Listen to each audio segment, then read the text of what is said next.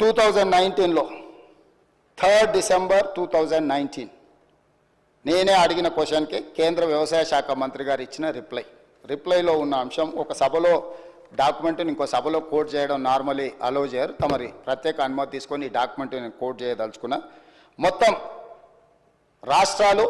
రాష్ట్రాలతో పాటు union territories వీటన్నిటిని 36 ప్రాంతాలలో రైతులకు సంబంధించిన ఆత్మహత్యల మీద 2019లో నేను ప్రశ్న అడిగితే కేంద్ర ప్రభుత్వం ఇచ్చిన జవాబు 2014, 2015, 2016 ఈ 3 సంవత్సరాలే NRCB national crime record bureau NCRB నమోదు చేసిన లెక్కల్ని పార్లమెంట్లో సమాధానం ఇవ్వడం జరిగింది అధ్యక్ష.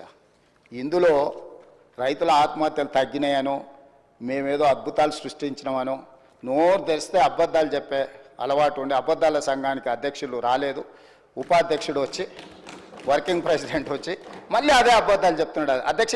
ఇందులో ఏముంది అధ్యక్ష? మొట్టమొదటి ఆంధ్రప్రదేశ్ 2014లో ఆంధ్రప్రదేశ్లో ఆత్మహత్యలు 160, 2015లో రైతుల ఆత్మహత్యలు 516, 2016లో రైతుల ఆత్మహత్యలు 239, మొత్తం కలిస్తే దాదాపుగా 1000 లోపల అధ్యక్ష 3 సంవత్సరాలు కలిపి ఆంధ్రప్రదేశ్లో. ఎందుకంటే మనతోని విడిపోయిన ఆంధ్రప్రదేశ్ ఎంబడే 3 సంవత్సరాలు ఆ రాష్ట్రంలో రైతుల ఆత్మహత్యలు 2014లో 160 మళ్ళీ చెప్తున్నా అధ్యక్ష, 2015లో 516, 2016లో 239 ఇది ఆంధ్రప్రదేశ్లో.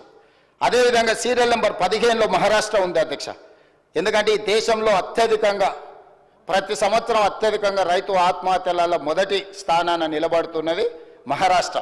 మహారాష్ట్రలో 2014లో 2568, 2015లో 3030, 2016లో 2550. దేశంలో ప్రథమ స్థానంలో మహారాష్ట్ర ఉంది అధ్యక్ష. ఇక ఘనత వహించిన 80,000 పుస్తకాలు చదివిన అపర మేధావి గారి నాయకత్వంలో తెలంగాణ రాష్ట్రం సాధించిన ఘనత ఎంత అంటే 2వ స్థానం అధ్యక్ష. జనాభాలో మనం ఎక్కడో ఉంటాం అధ్యక్ష. మనకంటే 5 అంతల జనాభా ఎక్కువ ఉన్న ఉత్తరప్రదేశ్ లాంటి వాటికంటే తెలంగాణ రాష్ట్రంలో 2014లో అధ్యక్ష 898 మంది రైతులు ఆత్మహత్య చేసుకున్నారు అధ్యక్ష. 2015కు వచ్చే వరకల్లా నెంబరు 1358కి పెరిగింది అధ్యక్ష. 2016లోకి వచ్చే వరకల్లా 632 మంది ఆత్మహత్యలు చేసుకున్నారు అధ్యక్ష. దాదాపుగా 3000 పైచీలకు ఆత్మహత్యలు చేసుకున్నారు అధ్యక్ష. అంటే ఆంధ్రప్రదేశ్ మన నుంచి విడిపోయినాక 1000 లోపల రైతులు ఆత్మహత్య చేసుకుంటే తెలంగాణ వారి నాయకత్వంలో 3000 మంది పైగా రైతులు ఆత్మహత్యలు చేసుకున్నారు. దేశంలోనే మొదటి స్థానం మహారాష్ట్ర అయితే 2వ స్థానం రైతు ఆత్మహత్యల తెలంగాణ.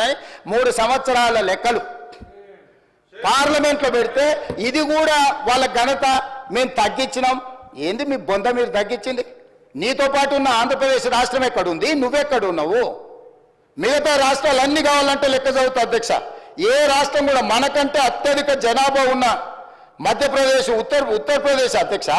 ఉత్తరప్రదేశ్లో 20 కోట్ల జనాభా అధ్యక్ష.